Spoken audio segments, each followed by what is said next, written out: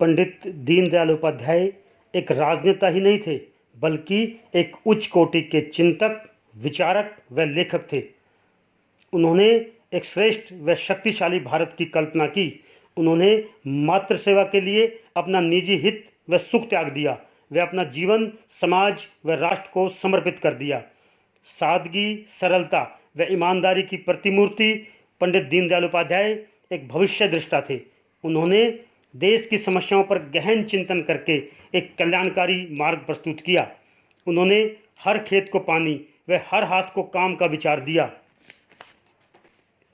पंडित दीनदयाल उपाध्याय समाज में सबसे निचले पायदान पर जो व्यक्ति बैठा है, वह उसके उत्थान की बात करते थे। उनका अंत्योदय का विचार आज भी प्रासंगिक है। उनकी चिंता यह थी कि शिक्षा व्यवस्था दुरुस्त हो। वे कहते थे, जिनका शिक्षा से कोई लेना देना नहीं है, वह शिक्षा संस्थान में संचालक बन जाते हैं। स्वास्थ्य व चिकित्सा सेवा को भी वो व्यवसाय से दूर करना चाहते थे। उनका मानना था कि स्वास्थ्य व चिकित्सा सेवाएं निःशुल्क मिलनी चाहिए। पंडित दीनदयाल उपाध्याय भारत के तेजस्वी व यशस्वी चिंतकों में से एक थे। वह एक दार्शनिक, अर्थशास्त्री, समाजशास्त्री, इतिहासकार, पत्रकार के साथ साथ भारतीय जनसंघ के प्रमुख नेताओं में से एक व भारतीय जनता पार्टी की आधारशिला रखने में अग्रणीय थे। भारतीय राजनीतिक व आर्थिक चिंतन को वैचारिक दिशा देने वाले पुरोधा थे। पंडित दीनदयाल उपाध्याय ने भारत के लोगों के दिलो दिमाग में खास जगह बनाकर एकात्मक मानवतावाद जैसी प्रगतिशील विचारधारा दी। पंडित दीनदयाल उपाध्याय का जन्म 25 सितंबर 1916 में चंद्रभान फराह, जिला मथुरा, उत्तर प्रदेश में हुआ। उनकी मृत्यु 11 फरवरी 1968 मुगल सराय में हुई। शिक्षा की बात करें तो वो कला स्नातक व LT थे। जब पंडित दीनदयाल उपाध्याय की आयु महज 2.5 साल की थी, तब इनके पिता का देहांत हो गया। पिता की मृत्यु के बाद इनकी मां अक्सर बीमार रहने लगी और 7 साल की उम्र में दीनदयाल उपाध्याय माता पिता दोनों के प्यार से वंचित हो गए। इसके बाद उनका पालन पोषण उनके नाना का यहाँ होने लगा। 10 वर्ष की छोटी सी आयु में दीनदयाल उपाध्याय के ऊपर खुद की देखभाल के साथ साथ अपने छोटे भाई को संभालने की जिम्मेदारी आ गई। कोई आम मनुष्य इन विपदाओं के आगे घुटने टेक देता, लेकिन दीनदयाल जी तो अलग ही मिट्टी के बने थे। दुखों का पहाड़ टूटने के बावजूद भी उन्होंने कभी हार नहीं मानी और सकारात्मकता के साथ आगे बढ़ते रहे। दीनदयाल जी की शिक्षा दीक्षा की बात करें तो शिक्षा प्राप्त करने के लिए पंडित दीनदयाल उपाध्याय सीकर राजस्थान विश्वविद्यालय में दाखिला लिया, जहां हाई स्कूल की बोर्ड परीक्षा में उन्होंने टॉप किया। इस उपलब्धि के लिए महाराजा कल्याण सिंह ने उन्हें गोल्ड मेडल से सम्मानित किया। दीनदयाल बचपन से ही बुद्धिमान व मेहनती थे। इन्होंने अपनी स्नातन धर्म कॉलेज कानपुर से ग्रेजुएशन की डिग्री फर्स्ट डिवीज़न से प्राप्त की और अपनी पढ़ाई को आगे जारी रखने के लिए सेंट जॉन्स कॉलेज आगरा में दाखिला लिया। वहाँ से वे अंग्रेजी साहित्य में MA की पढ़ाई करने लगे। उन्होंने MA प्रथम वर्ष की परीक्षा प्रथम श्रेणी से पास की, किंतु उनकी ममेरी बहन के अचानक बीमार पड़ जाने के कारण वे उनकी सेवा में व्यस्त हो गए और आगे की पढ़ाई नहीं कर पाए। मामा जी के कहने पर पंडित जी प्रशासनिक परीक्षा में बैठे, उत्तीर्ण हुए, साक्षात्कार में भी चुन लिए गए, लेकिन नौकरी में रुचि न होने के कारण वे LT की पढ़ाई करने इलाहाबाद चले गए। सन 1942 में उन्होंने LT परीक्षा में प्रथम श्रेणी में पास की और उसके बाद उन्होंने न विवाह किया, न कोई धन इकट्ठा करने का कोई कार्य किया, बल्कि अपना संपूर्ण जीवन राष्ट्र निर्माण व सार्वजनिक सेवा में लगा दिया। समाज सेवा व RSS के से संबंध की बात करें तो 1937 में कानपुर में अपने BA की पढ़ाई के दौरान वे अपने सहपाठी श्री बालूजी महाशब्दे और श्री सुंदर सिंह भंडारी के साथ मिलकर समाज सेवा करने लगे। इन्हीं दिनों वे आरएसएस के संस्थापक डॉक्टर हेडगेवार व संघ कार्यकर्ता भाऊराव देवरस से संपर्क में आते हैं और आरएसएस की विचारधारा से प्रभावित होकर वे संघ के साथ जुड़ जाते हैं। संघ की शिक्षा का प्रशिक्षण प्राप्त करने के लिए वे 1939 में आरएसएस के 40 दिवसीय नागपुर शिविर का हिस्सा बनते हैं। दीनदयाल उपाध्याय व जनसंघ। जनसंघ के साथ उनका संबंध भारतीय जनसंघ की स्थापना डॉक्टर श्यामा प्रसाद मुखर्जी द्वारा 1951 में की गई। दीनदयाल उपाध्याय को प्रथम महासचिव नियुक्त किया गया।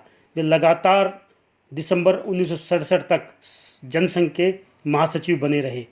उनकी कार्यक्षमता, खुफिया गतिविधियों व परिपूर्णता के गुणों से प्रभावित होकर डॉक्टर श्यामा प्रसाद मुखर्जी उनके लिए गर्व से सम्मानपूर्ण कहते थे कि यदि मेरे पास 2 दीनदयाल हों तो मैं भारत का राजनीतिक चेहरा बदल सकता हूं। अचानक 1953 में डॉक्टर श्यामा प्रसाद मुखर्जी के असमय निधन से पूरे संगठन की जिम्मेदारी पंडित दीनदयाल उपाध्याय के युवा कंधों पर आ गई। इस प्रकार उन्होंने 15 वर्ष तक महासचिव के रूप में जनसंघ की सेवा की। भारतीय जनसंघ के 14वें वार्षिक अधिवेशन में दीनदयाल उपाध्याय को दिसंबर 1967 में कालीकट में जनसंघ का अध्यक्ष निर्वाचित किया गया। पंडित दीनदयाल उपाध्याय एक लेखक के रूप में। दीनदयाल उपाध्याय के अंदर पत्रकारिता तब प्रकट हुई जब उन्होंने लखनऊ में प्रकाशित होने वाली मासिक पत्रिका राष्ट्रधर्म में 1940 के दशक में कार्य किया।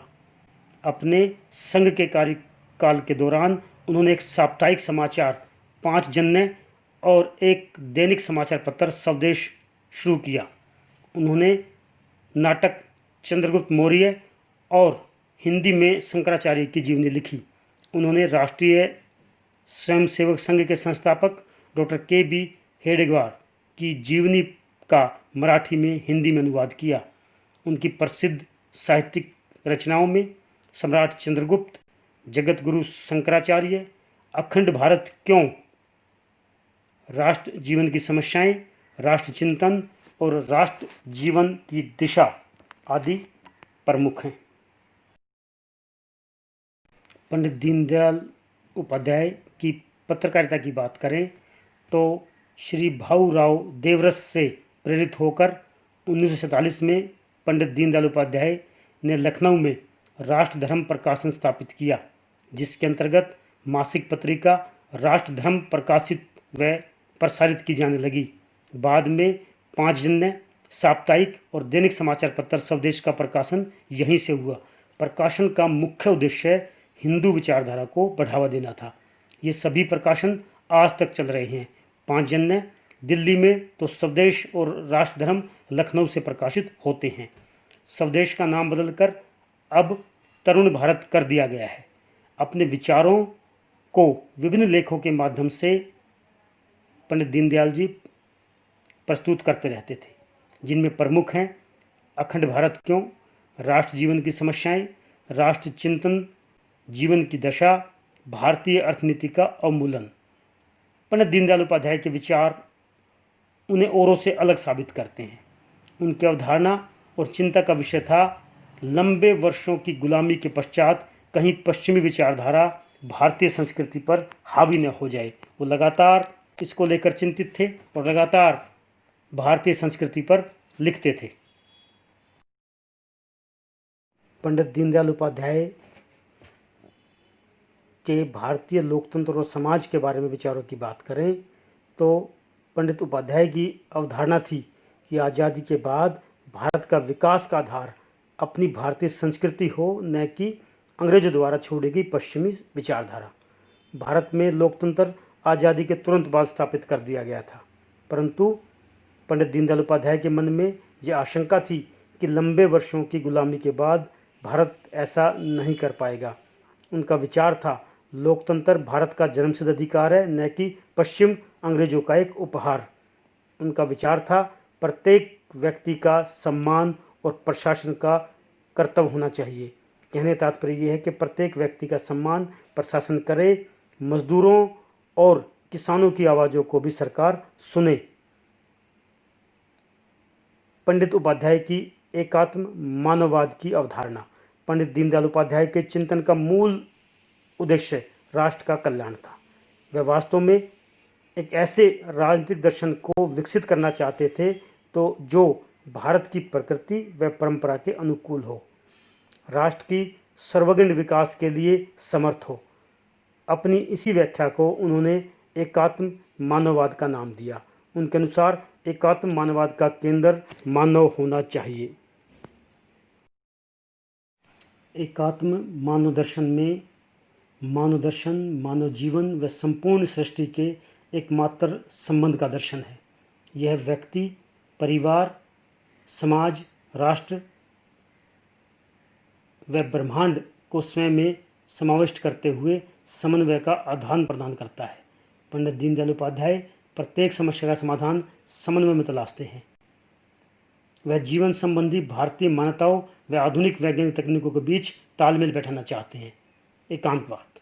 एक इंसान, परिवार, समाज व देश सब जुड़े हुए हैं, अलग नहीं रह सकते। अंत्योदय। हर किसी किसान, श्रमिक जो अंतिम पंक्ति में खड़ा है, उसका उदय अर्थात उसका भला, उसका हित, यही अंत्योदय है। अपनी परंपरा को न छोड़े, पश्चिमीकरण में लिप्त न हो। ये विचार पंडित दीनदयाल उपाध्याय के हैं।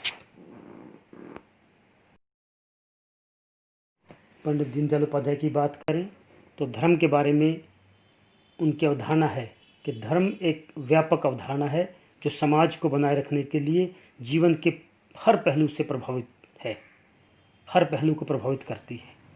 एक लक्ष्य, एक आदर्श, एक मिशन, एक विशेष भूभाग को मातृभूमि के रूप में देखते हैं। पंडित दीनदयाल उपाध्याय भारतीय दर्शन से भारतीय राजनीति, अर्थनीति व समाजनीति का अतुलनीय संगम बताते हैं। राजनीति में सात्विकता को आगे बढ़ाते हैं। पंडित दीनदयाल उपाध्याय के नाम से अनेक योजनाएं आज के समय पर चल रही हैं, जिनमें प्रमुख है ग्राम ज्योति योजना, ग्रामीण क्षेत्र कृषि व गैर कृषि योजना, उपभोक्ता को विद्युत आपूर्ति सुनिश्चित करना। नवंबर 2014 में प्रधानमंत्री की अध्यक्षता में यह निर्णय लिया गया कि कृषि व गैर कृषि योजनाओं और सेवाओं को अलग किया जाएगा। इस योजना को राजीव गांधी ग्रामीण विद्युत योजना के स्थान पर लाया गया है। केंद्र में दीनदयाल उपाध्याय ग्रामीण कौशल योजना में गरीब युवाओं को कौशल, निर्धारित न्यूनतम मजदूरी व उसके ऊपर वेतन उपलब्ध कराना इसका लक्ष्य रखा गया है।